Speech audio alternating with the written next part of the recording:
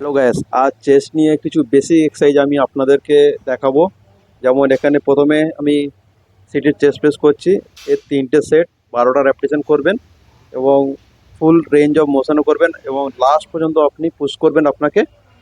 আর next set যেটা আমি করে দেখাবো সেটা ফ্ল্যাট বেঞ্চ প্রেস, এটা ডাম্বেল দিয়ে করব আমি পারফর্ম। আর এখানেও সেম 3টি সেট করব এবং 12 থেকে 15টা রেপিটেশন করব।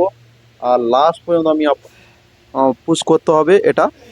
তো এখানে থার্ড এক্সারসাইজ যেটা দেখানো হচ্ছে cable incline fly, one of the best exercise.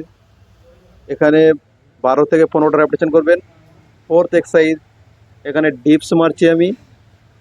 ডিপসে আপনারা দুটো সেট করতে পারেন, 15টা করে রেপিটেশন রাখবেন।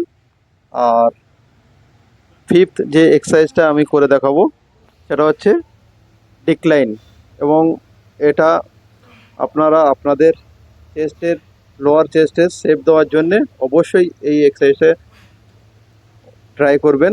আর এটা অনেকে কুইট করে, তো এটা অনেকে কুইট করে, সেই জন্য আমি বলছি এটা অবশ্যই কেউ কুইট করবে না, আর এটা অবশ্যই পারফর্ম করুন।